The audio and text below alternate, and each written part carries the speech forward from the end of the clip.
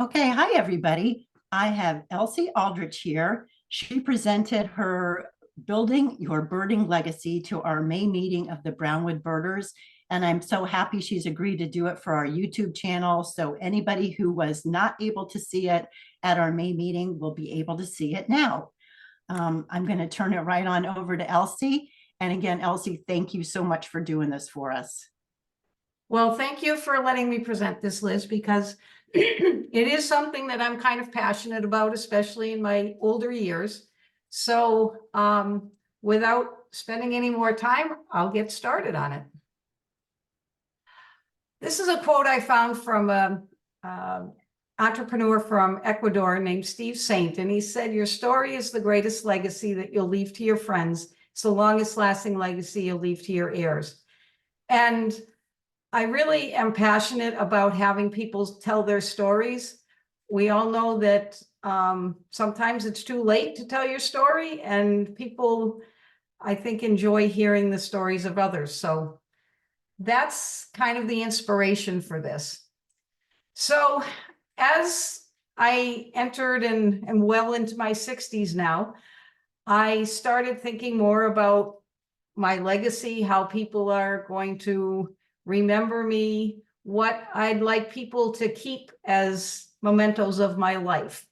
So I started to think about the aspects of my life. And so I came up with 10 words to describe me. And I've been a wife for 40 years. I've been a mother for 30 some odd years. I am recently a grandmother with another baby on the way. I've been a sister my whole life, and I hope a good friend to people. In my younger days, I was a teacher and a salesperson, but not so much anymore. And I feel like I've always been an athlete, and I've never competed on any great level, but I'm grateful to be able to continue to play games in the villages. And I'm a birder and I'm a photographer. So as my life shifted, the importance of each of these shifted.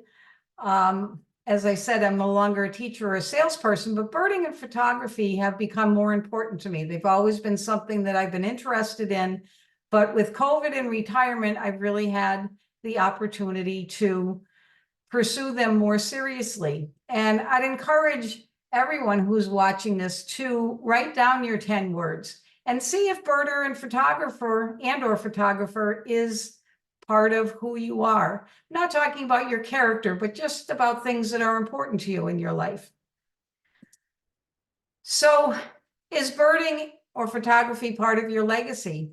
Think how much time you spend on the hobby and how many birds you've seen, the friends that you've made. When we were doing this live, I encourage people to look around the room and think about the people that they've come to know through birding. And we all have memories. And I said at the meeting, please, if you see my husband, don't talk about the money that we spend on these hobbies, because we all know that it can get expensive. So think about yourself. A lot of people in the birding club go out every day, or they're on eBird, and they're always thinking about finding that next bird. So if it's something that's important to you, do you want to preserve it in a way that your friends and family can enjoy it now and in the future? So I don't know about you, but I'm constantly going through my photos. I'm constantly trying to get rid of the photos that don't measure up anymore, or photos that I've got 2,000 of. And I spend a lot of time doing that. And I spend a lot of time out watching birds, and then I come home and I upload dozens of pictures, and the process starts over again. And as I look at my computer, which is just chock full of photos, it's about 90% of my storage, I believe. Who is it for? Well, it's mostly for me. And if nobody else ever saw a photo of mine or never listened to a story about a birding outing that I went on that was especially exciting, I would do it anyway, because I do love it. So it is for me, but I enjoy it when other people appreciate and look at my photos. So that kind of got me thinking. And just like this green heron is flying away, would you be okay if all of the evidence of your birding was gone? If nobody knew anything about the walks you had taken, the birds you had seen, and if you're a photographer, what you photographed? And I decided I really wasn't okay with that. And I wanted to ensure that my photos in particular for me, because I am a photographer, I'll talk about a few things for people who aren't photographers as we go farther on. But for me, my photos are important. And I wanted to have them in a way where people could enjoy them and preserve them. So I looked at what I was doing, and I had my photos on my Facebook account, my Brownwood Birders Facebook, Lightroom, which is the editing software that I use, and on my Apple computer. Well, Facebook, it seems like kind of a way to preserve your memories, but it really isn't, because at some point your account may be deleted after you pass, and all those photos would be lost. And even if it was left dormant, people aren't going to go through all the photos that I have on Facebook and look for my best birding pictures and ignore the pictures of cocktails that I've had and meals that I've enjoyed. If I haven't bothered to save them, why would they? Brownwood Birders is a great place to showcase photography, and I really appreciate it. I appreciate the audience that's there, because they're very encouraging and very positive. And so it's a great place to put your photography, but it's fleeting. If you put something in the morning, it's hard to find it by the nighttime, because lots of other people are posting their pictures, as they should. It's not a way to preserve your photography for any period of time. Now, I use Lightroom for software editing, and that's a subscription program. And I've got about 30,000 photos in there. And if I stop paying on that subscription, I don't even know what happens to my pictures. And I doubt that my children aren't going to one day come to my computer and say, I wonder if mom has pictures in Lightroom that we'd like to have. Again, if I didn't bother to go through those 30,000 pictures and preserve the ones that were meaningful, why are they going to do that? And worst of all, my computer hard drive. I'm pretty organized in my personal life, and I'm kind of a minimalist. I get nervous around clutter, but my virtual life is a disaster. I am the virtual equivalent of a hoarder that you've seen on TV. My pictures are all over my drives with little tiny thumbnails and file names that don't mean anything to anybody. So having them on my computer is really not that helpful in their current state. So I'm declaring that sometimes having everything is the same as having nothing. And we all love digital photography. We all love that we can take our cell phone out and snap a picture anytime, any place. And that's great, except that, are they in a format where people can enjoy them? On the left is a picture of my dad from about 1918. He was about 2 years old, I'm guessing, in that picture. Maybe not even that. And at that time, photos were precious and few. They were expensive, and people didn't take a lot of photos. Most people didn't own a camera of any kind. And so when you had a photo, you preserved it. So this photo somebody took, and they got out one of those big black books, if you're old enough to remember those, and they took the little black corner pieces and they put it in the book, and they kept those books and they passed down those books to the point where I actually have the original of this picture of my dad 100 and how many years later.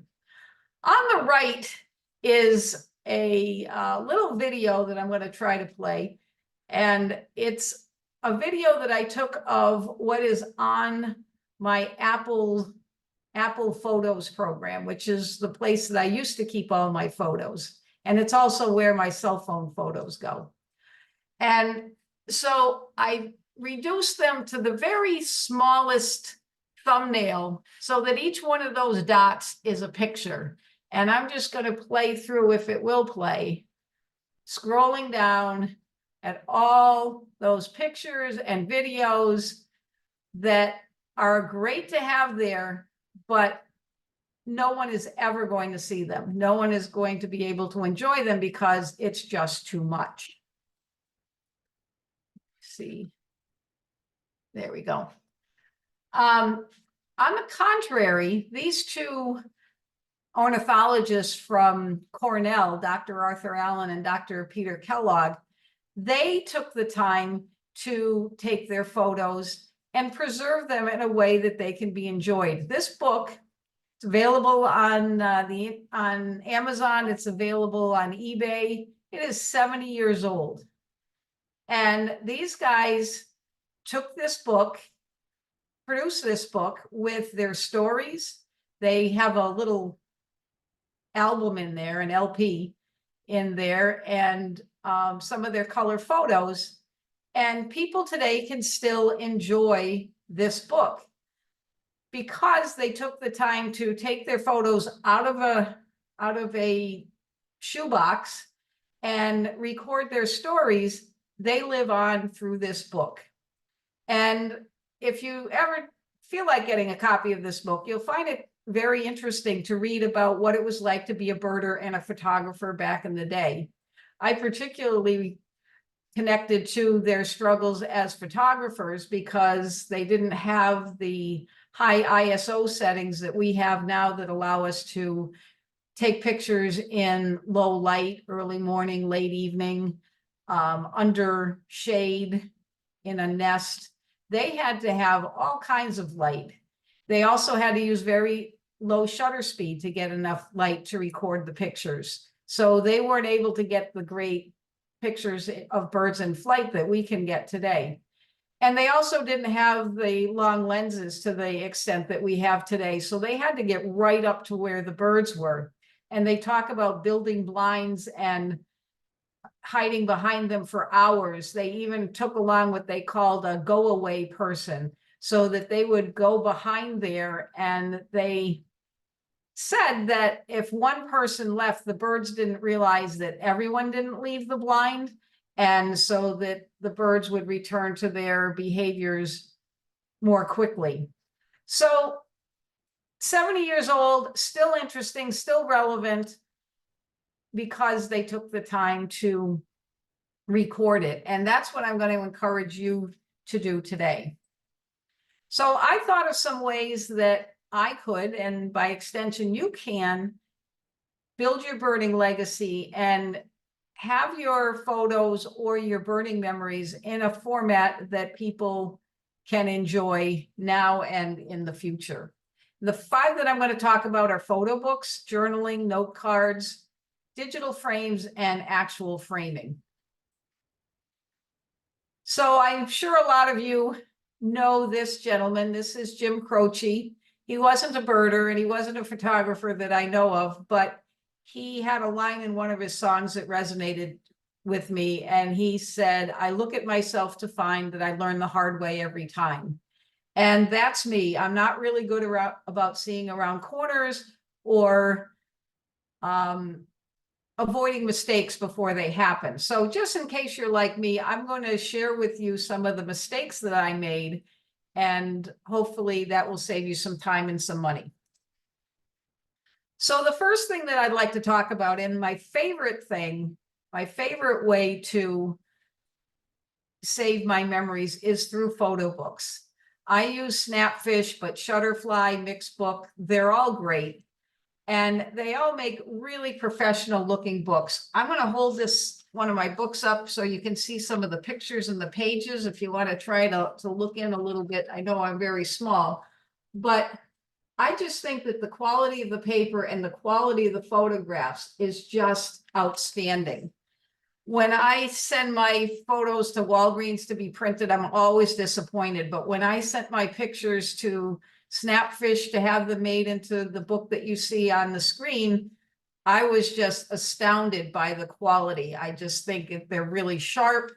The colors are great, the lighting's great, and it looks exactly like I looked on my computer. So they looked at my computer. So I would highly recommend that you consider these books.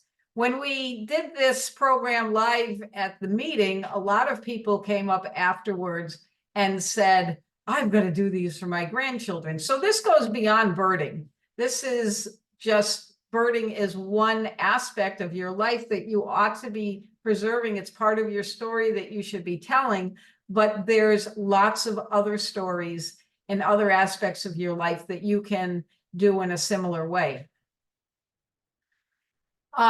You want to think ahead of time if you're going to do one of these books, how you want to organize it. Do you want to do a species? I could do a whole book on ospreys, and maybe someday I will, because I just think that they're really cool birds. Or maybe you like eagles or owls, or maybe you're into the songbirds. But think about what it is that you want to record. When I did my book, I was right around 200 species of birds that I had seen. So I just wanted to memorialize those 200 birds. So I have for things like owls, I would have 2 or 3 pictures, but for many of the birds, I just have one picture that I thought was my best shot. And I just wanted to record that I had seen and photographed that bird. But there's other reasons to do it. If you're going on a trip, some people went to the Costa Rica trip. I know if I had gone on that trip, I would have had a book just about that trip and the birds that I had seen there and the story of my adventure. So these places are really great about giving discounts. So my advice is don't bother ordering unless you see a 70% discount, because they come around pretty often. It's going to take you a while to design your book, so design it, have it all ready to go. And then when you see the sale that you want, then you can just send it right off. Another sale that they run that can work out better for some people is they give free pages. So the price that they show you is for X number of pages. If you're doing a really big book, you might want to wait for the sale where they say no charge for extra pages. But anyway you look at it, you can get huge discounts. So don't be put off when you see the prices of these books. The books that I made here, I'll show you this one, and about how thick it is. I got that for about $50. And I've got about 100 different species recorded in that book alone. They come in all kinds of sizes. If you're a photographer with a really good DSLR camera or a mirrorless camera, do the big book and take advantage of that. If you're taking it with a smaller camera or even with your cell phones, you can do a smaller book and your pictures will look great. So you want to select all of your photos and put them in a folder with some good labels, but don't do what I did. Remember Jim Croce? I uploaded all of my pictures to Snapfish, all, I think 300 of them that I was going to put into a single book. And every time I wanted to find one, I had to scroll through 300 pictures. Wasn't a smart thing to do. So if you're doing owl pictures at that point, if you're putting those in your book as you're designing it, then just upload your owls. If you're doing eagles, just upload your eagles, and then it'll go a lot faster for you. Some of you aren't photographers, and so I'm pointing out that you really want to look at your photos with a photographer's eye or your audience's eye. That both of these pictures of owls are pretty sharp. They're both kind of cool. I like the way the one on the right is framed in the V of the tree. However, if you have someone who's looking through your book, they don't want to be playing Where's Waldo to try to look through branches and leaves to see your bird. Look for ones where the bird is really very visible and clear, and choose that. And think about your audience. People love the big birds. If you're doing this for birders, do the songbirds all day, because people love seeing them and they haven't seen them. If you're doing a book for your friends who aren't into birding, then the eagles, the owls, the egrets, the herons, they're all going to get rave reviews. You want to make sure that when you're doing your book that you choose a high resolution photo. Usually they say about 1 megabyte is good. If you have a low resolution photo that you want to put in your book anyway, just make it kind of small so that it doesn't look grainy. I have a picture in my book of an Acadian flycatcher. It's the only one I've ever gotten a picture of. It's not a great picture. It's soft, but I wanted it in there, so I just made it small and it looks fine. Be sure that your cover photo represents your book. My very first book was this one. And you can see it's the same photo on there, and I still own it, but as soon as I got it, I immediately changed my cover photo and ordered a new copy, because even though we see ruby-throated hummingbirds in Florida, and even though I love this picture and I wanted to showcase it, it doesn't represent Florida birds anywhere near as well as my scrub jay, which is only found in Florida. So think about your cover photo and make sure that it really does represent your book. Publishers spend a ton of time on choosing the cover photos, because it makes a difference about whether people want to pick them up and look at them. And really important, contact the company if you do make a mistake. I found this out by accident. I made a mistake doing 3 copies of a book for my grandson. And as soon as I realized it, I called them up right away and I said, please, please stop the presses. I need to make a change. And they said, well, we can't. Very sorry, Mrs. Aldrich. However, we'll send you a credit for 3 free books. And it actually happened to me with note cards with Shutterfly, and they did the exact same thing. So they want you to be happy. If you make a mistake, just call them up. And in my experience, they'll help you out. Not everybody who's a birder is a photographer, and I understand the experience that you're going for, and sometimes I envy it, because when you're behind the camera all of the time, you're missing some things. But I still love photography, but if I weren't a photographer, I would be journaling, and that's what I'm going to recommend to people who are not photographers. You aren't going to journal every trip that you go on, but if you're going on a special trip like Costa Rica, absolutely journal that. People will want to read about it one day. I have 2 things that are special to me that were handwritten by a family member.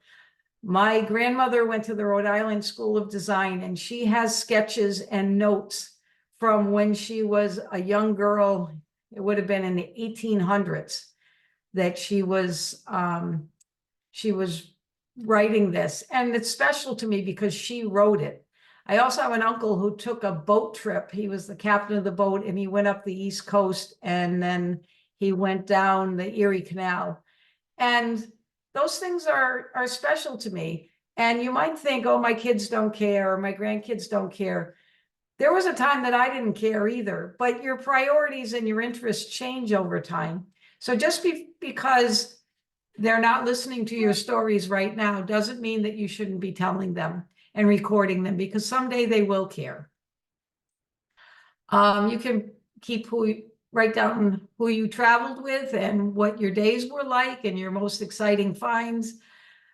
And if you want to, buddy up with a photographer. As somebody who does photography, I would love to have somebody on the same trip with me doing the narrative of what we did, and I would do the photos of that trip.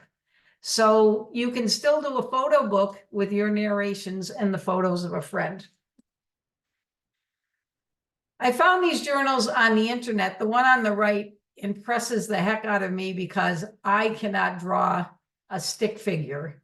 And this person recorded their sightings and drew little pictures of the birds to record it. If someone in my family did that, I would treasure that book.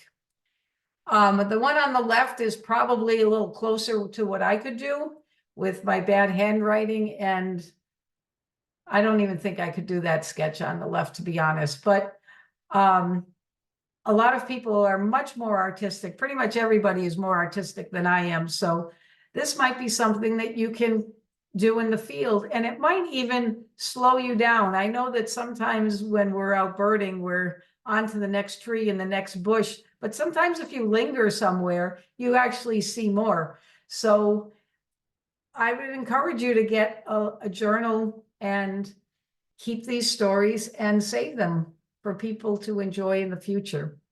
They also have self-published books, which are very similar to the photo books that I showed you, except that they're more focused on the writing. So they're better about formatting the text.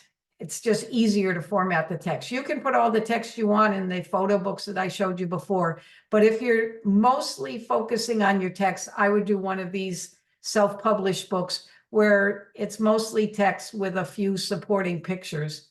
And I've put some sites up there. Blurb and My Story Matters are a couple that have very good reviews. And unlike some other self-published books, what they call memory books, there isn't a subscription. You just make your book, order your book, and that's the end of your obligation to them. If you are interested in doing your life story, there are subscription plans where they will send you prompts every week and help you jog your memory for things that you want to put down. Those are great, but they're not really for birders.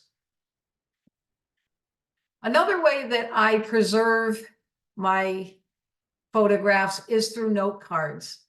I've got a few pictured here. Some of them I have text on, like the happy anniversary, or unfortunately in Florida, in the villages, we send out way too many sympathy cards. But some I leave, like the bottom one, and I have no text on them at all. I really think that people keep handwritten notes.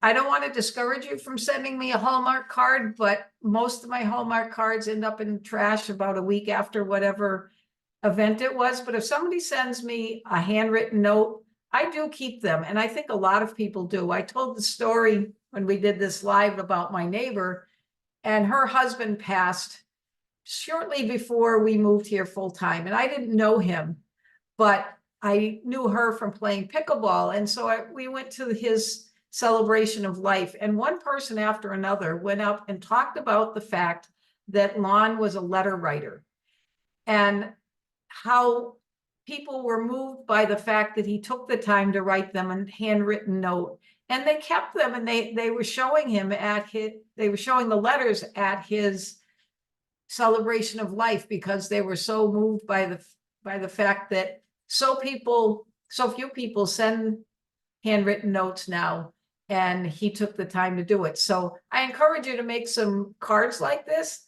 and to write your personal feelings in them rather than spending $7 on a Hallmark card. Nothing against Hallmark, but these cost about 50 cents if you shop for the discounts. I use Snapfish for these as well now. I used to use Vistaprint, but Snapfish I found had some better discounts, and I thought the quality was every bit as good. So going back to Jim Croce, I learned the hard way every time. I started by making photo cards of my very favorite photos, and one of those is a red-tailed hawk in flight. And I soon found that there aren't a lot of occasions where you're going for a red-tailed hawk card. And so I started looking for things that told more of a story, like my kissing ducks or the mama and baby or the cardinal, because cardinals have special meaning to many people. And I also use these as gifts. So I give them out for birthdays to friends where we just exchange a small gift, not anything significant, or as hostess gifts. You want to look for cards that tell a story or create a mood. I love sandhill cranes, so When someone has a baby, this sandhill crane on the left with her little colt is great, or if somebody's having a second child, I've got the growing family one. I also have note cards for thinking of you. The one on the left always reminded me of I'll say two women looking over and gossiping with one another. I ended up doing a second thinking of you card because I felt like that one kind of has a comic feel to it, and often thinking of you is for more serious occasions. And so I have another one with a hummingbird. I've got the get well soon. Some of you might recognize the guy up in the upper right. That's Herb of Peaches and Herb, the whooping crane that visited the villages a couple of years ago. And he just looks embarrassed about something to me. And so I use it as a belated birthday card. Another way that you can sift through and preserve your favorite photographs is through digital frames. I know a lot of you probably have them for your kids and grandkids. I have one too, but I have a second one for displaying my bird photographs. You go through your photos, save them on an SD card, put them in the frame. You can also save them on a thumb drive, whatever works better for you. But then the technology is all contained in this one frame. So you don't really have to worry about it getting obsolete unless we stop using electricity somehow, because your frame is your reader. And I really think that if you did this and people were going through your house after you're gone, that one of your kids or grandkids might say, you know what, I'm going to keep that. There's some really nice pictures in there. Again, if you don't take the time to go through your photos and select the ones that you want people to enjoy and remember, nobody else is going to do it. It is a big job. It's an undertaking, but it's something that I feel is really worthwhile. And finally, I want to encourage you to frame your photos in actual frames and hang them up. I did that with this little owlet that I saw down at Sugarcane. And I said at the meeting, if I had a young child now, I might tell them to go into framing because it costs hundreds of dollars to custom frame something. However, if you go to yard sales, you'll often find frames with nice mats, and you can just have your photo printed out locally and frame it, and they're really nice. And again, someone might keep it, or you could give it as a gift. If you have a friend who likes a particular bird, frame one of your pictures, and I think people will enjoy it.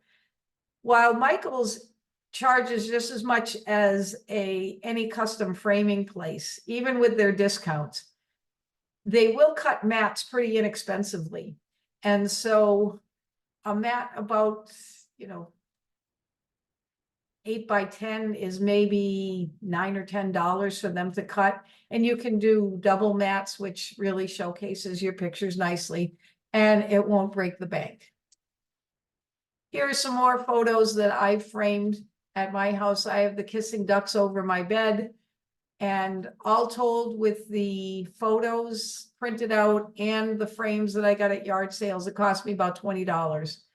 And so I can enjoy my photos, other people can enjoy them, and maybe one day my kids will walk in there after I'm gone and say, that's a pretty cute picture over mom and dad's bed. I'm going to keep that. So my final word of advice, because I am trying to inspire you to do something with your photos to preserve them, is don't let the perfect be the enemy of the good. This is a quote that I heard a few years ago, and it's one of those quotes that really stuck in my head and kind of changed my life in some small way. And so the story I'm going to tell you about this is the story of my cross-country trip that I took with my husband back in 2015. And we went all across the country, out to Washington, down to California, back up through the middle tier states and back home. And it was a wonderful trip. And even though I wasn't a bird photographer at the time, I took thousands of pictures. And we got home and my husband said, I'd really like to have a photo book of our trip. And I said, I am going to make the perfect photo book. I had also journaled during that trip. And so my dream was to take my very best photos and pair them with the narrative that I took in my journal and put out the perfect memory of our trip. Well, life got busy and that got put on the back burner because it takes a long time to make the perfect book. And every so often I would get a discount coupon, or I'd see a Groupon for one of these photo books, and I would say, I'm going to do that today. And I would sit down and I would start, and I never got the perfect photo book made. Fast forward to 2013, I kind of got mad at myself for not getting it done. And I thought of this quote, don't let the perfect be the enemy of the good. And I took my 300 favorite photos, because I had gotten that far. And I said to Snapfish, which you can do, you can just tell Snapfish to populate your book with your photos. You don't have control over how big they are, what page they're on. They just put them in chronological order. And it's done in about 5 minutes. And that's what I did. I went back and did a little bit of editing, but I was done in probably a half an hour. And today, I have this photo book of my favorite pictures from the trip. It doesn't have any of the narrative that I dreamed of putting in there. And it wasn't painstakingly gone over to make sure that every photograph was exactly cropped the way I want it. But I do have a photo book that can sit on my coffee table and we can enjoy and we can share with other people.